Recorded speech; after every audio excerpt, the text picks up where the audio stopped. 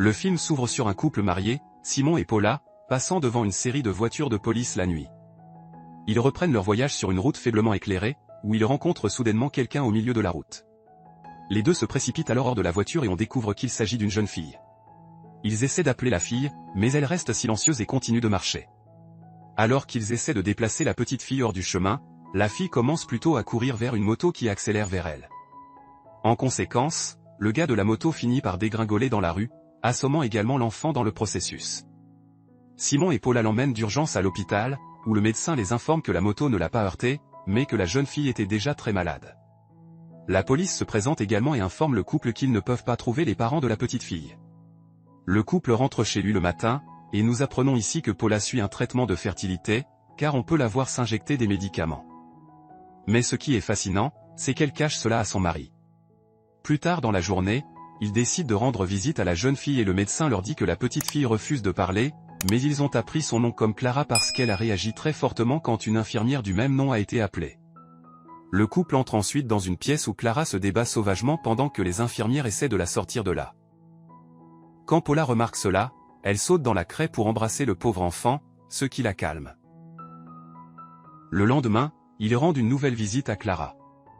Cette fois, Clara est attachée au lit d'hôpital, car le personnel prétend qu'elle est un danger pour elle-même. Cependant, Simon n'en tient pas compte et tente de la détacher jusqu'à ce qu'une infirmière l'attrape et expulse le couple. Le lendemain matin, Simon annonce à sa femme qu'il n'arrive pas à s'empêcher de penser à Clara, et lors de leur prochaine visite à l'hôpital, le psychologue Réside demande s'ils peuvent accueillir Clara car son état rénal s'améliore. Mais le médecin reste préoccupé par sa croissance mentale et détermine que l'hôpital n'est pas le meilleur endroit pour que Clara reste temporairement, puisque Clara a construit un lien avec eux. Le couple accepte l'offre jusqu'à ce que sa vraie famille soit retrouvée. Leur voisin Eduardo et sa femme pourraient leur rendre visite ce jour-là, où ils ont l'impression que la fille sera mieux soignée par les professionnels, mais l'hôpital conseille que c'était la seule bonne option. Plus tard dans la journée, Clara est ramenée à la maison et nichée dans son lit dans sa chambre. Ils ont installé un lit de fortune pour elle et dessiné une ligne de craie autour d'elle, comme conseillé par l'hôpital, comme l'a découvert le psychologue. Clara est une enfant ayant des besoins spéciaux qui est mortellement terrifiée à l'idée de marcher en dehors des limites d'une ligne de craie. Il lui prépare le petit déjeuner le matin et décide de rester jusqu'à un certain temps plus tard. Paula remarque que Clara a regardé une plante en pot près de la fenêtre, alors elle décide de la porter à l'intérieur de la ligne de craie pour elle. Clara semble ravie à ce sujet et commence à observer l'objet, alors Paula essaie de tester ses limites en tirant la plante à l'extérieur de la ligne de craie pour voir si Clara l'atteindrait. Mais malheureusement, Clara refuse toujours de sortir de cette ligne. Ce n'est qu'après que Paula ait tracé une nouvelle ligne de craie que Clara ose s'aventurer de plus en plus loin. Paula monte donc d'un cran en élargissant progressivement la ligne de craie jusqu'à ce qu'elle couvre l'ensemble de la maison. La jeune Clara semble en être reconnaissante. Elle peut maintenant se déplacer librement tant que c'est dans les lignes, tandis que le couple s'aime de plus en plus. Le lendemain, le psychologue visite la maison pour une thérapie comportementale avec Clara, ce qui implique d'effacer lentement la ligne de craie autour de la petite fille, la faisant paniquer. On dit à Paula et Simon d'attendre à côté, mais Paula ne peut s'empêcher de crier, alors elle se précipite à son secours. C'est à ce moment qu'elle parle pour la première fois, et l'une des choses qu'elle a crié est un mot qui sonne comme Buma. Plus tard, le psychologue s'attarde un moment et enregistre une voix pendant qu'elle essaie de poser des questions à Clara sur l'endroit où se trouve sa maison. Clara murmure faiblement plusieurs mots étrangers faibles, dont criaudet, dont personne ne peut comprendre le sens. Après le départ du psychologue, Paula s'approche de la petite fille anxieuse et lui dit doucement qu'ils ne laisseront rien de mal lui arriver. Clara apprécie cela et lui fait un origami en cadeau. Ce soir-là, le couple assiste à un dîner hebdomadaire avec leurs voisins, dont les noms sont Claudia et son mari Beltron. Eduardo et sa femme pourraient aussi leur expliquer comment va Clara. Quand ils se rendent compte que Paula a besoin d'un verre d'eau, Eduardo propose d'aller en chercher un pour elle en geste de bonne foi. Claudia lui rend visite le lendemain pour que Clara puisse jouer avec sa fille. Les deux femmes s'assoient dans la cuisine et grignotent du pain et de la confiture. Mais de manière inattendue, la voisine commence à saigner de sa bouche et trouve un morceau de verre à l'intérieur. Après que Simon soit rentré chez lui et ait appris ce qui s'était passé, il pense que quelqu'un a peut-être inséré des éclats de verre à l'intérieur des confitures. Ici, ils peuvent également voir à quel point les lignes sont proches du réfrigérateur, mais Paula rejette la possibilité que Clara soit la coupable peu de temps après avoir acheté plus de craie. Simon trouve le même mot que Clara a utilisé quand elle a été interrogée sur son cri de maison, ce qui signifie craie dans une autre langue. Ce soir-là, le psychologue se présente à nouveau avec la découverte que Clara prononçait des mots allemands morbidiaires. Et ici, il tombe sur des mots traduits comme punition et peur. Et donc ils essaient de traduire le dernier mot Bouma. Mais arrivent les mains vides. Le médecin part rapidement alerter la police afin qu'ils puissent commencer une enquête sur les filles disparues en Allemagne pour vérifier si Clara est réellement allemande. Tout en jouant au puzzle avec elle, Paula essaie de parler allemand, et il s'avère que Clara comprend mais refuse de parler. Lorsqu'on leur demande si ses parents sont allemands, ils sont interrompus par le violent cliquetis de la machine à laver, ce qui incite Paula à la vérifier et à découvrir la clé de la maison qui s'y trouve. Elle retourne ensuite au puzzle, mais Clara n'est pas là. Elle essaie de regarder autour de la maison, mais la petite fille est toujours introuvable, ce qui l'incite à paniquer. Paula va même dehors, demande à un voisin qui passe par là si elle a vu quelque chose, mais le voisin dit qu'elle ne l'a pas vu.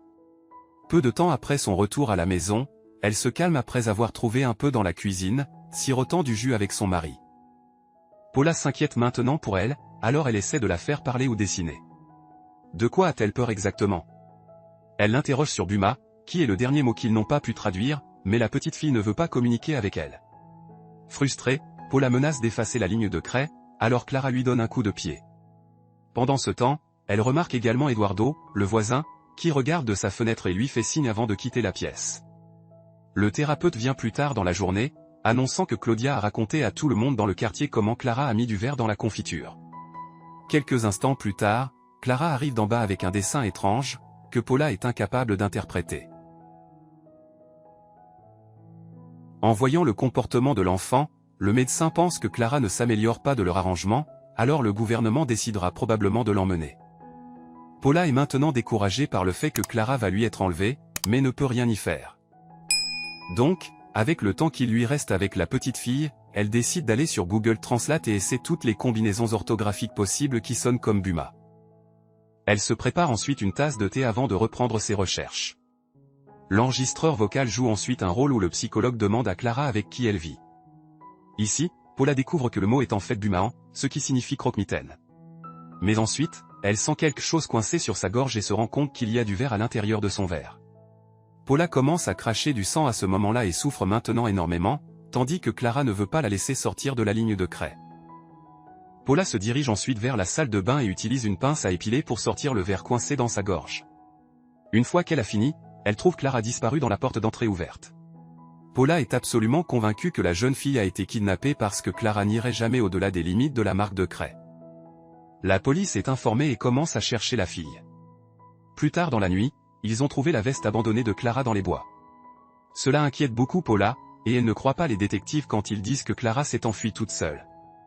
Elle pouvait à peine dormir le reste de la nuit, et le lendemain, Simon la confronte sur le fait qu'il ne pense plus que Clara devrait vivre avec lui et qu'il a découvert les injections secrètes de fertilité de Paula. Il est blessé par cette découverte. Il s'avère que le couple a passé des années à essayer de tomber enceinte en vain.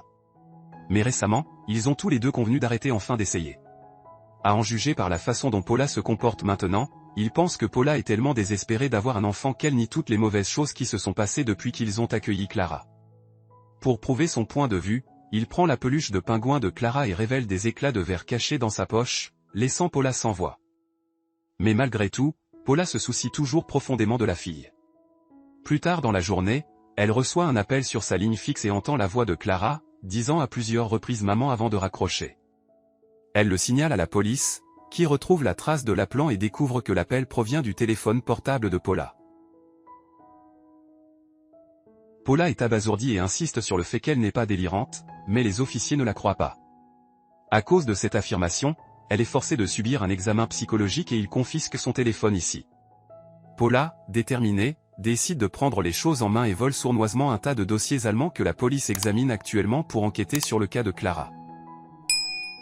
Il existe deux types de dossiers, l'un de filles disparues et l'autre de crimes contre les filles. Ce dernier contient un rapport sur la découverte du cadavre d'une adolescente, indiquant qu'elle a été violée et battue avant sa mort. Cependant, l'identité de la jeune fille décédée reste inconnue à ce jour. Ce qui est choquant, c'est qu'une photo prise sur la scène du crime montre un origami semblable à ce que Clara a fait pour elle.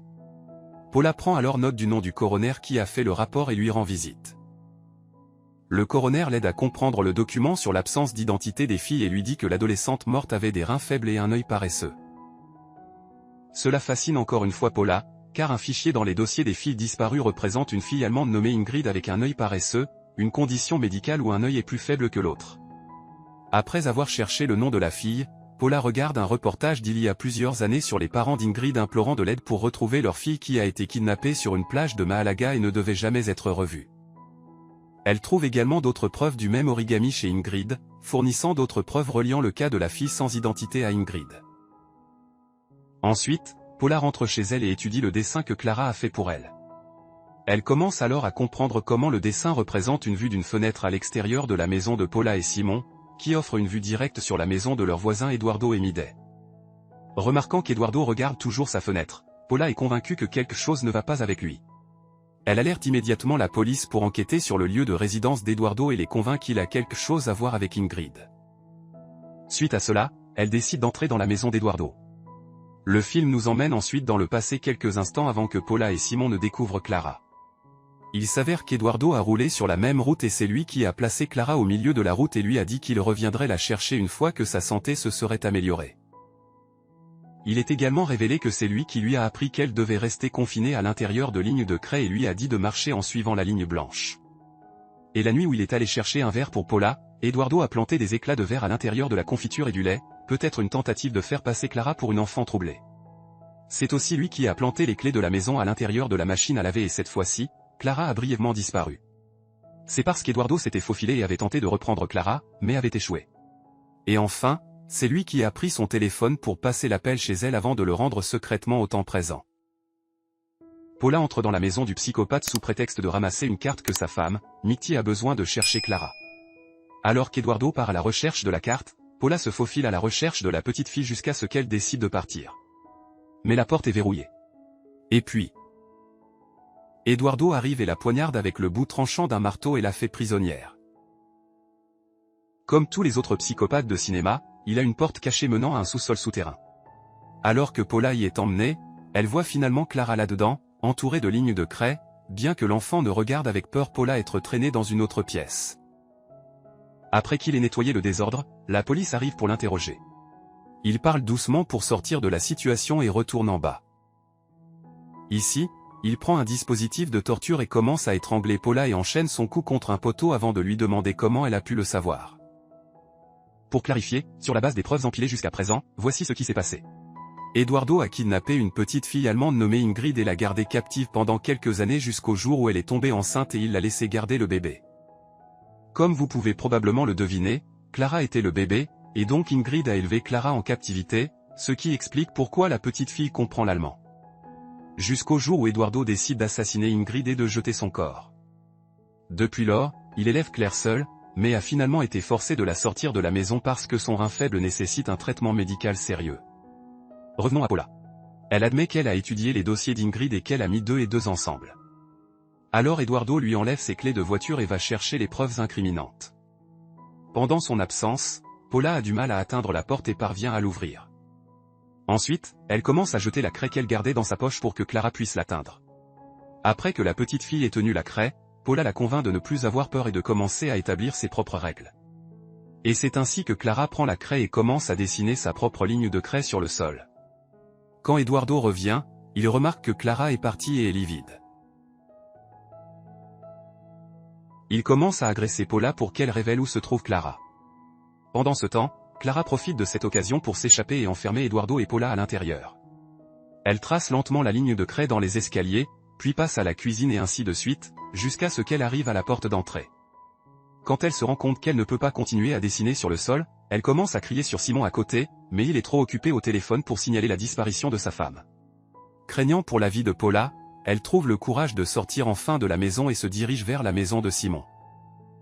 C'est alors qu'elle est interrompue. À midi, la femme d'Eduardo. Elle capture Clara et la ramène à l'intérieur par la force, nous révélant qu'elle est consciente des mauvaises actions de son mari pendant tout ce temps. Le matin, nous trouvons Eduardo confortablement endormi dans son lit, signifiant que Clara est maintenant de retour en captivité. Mais alors que Mitty ouvre la porte d'entrée pour prendre l'air, les forces spéciales font irruption et appréhendent le mari et la femme. Ayant vu l'empreinte de la main de Clara sur la porte, La police a trouvé Clara et Paula dans le sous-sol et a pris le boogeyman et Mickey menotté. Le film se termine par un saut dans le temps, dans lequel Paula et Clara passent un appel vidéo joyeux. Comme Clara est actuellement en vacances en Allemagne pour rendre visite aux parents d'Ingrid, alias ses grands-parents, il semble que l'enfant mène maintenant une vie normale, exempte d'abus et de traumatismes, et nous pouvons voir que Paul est enfin enceinte.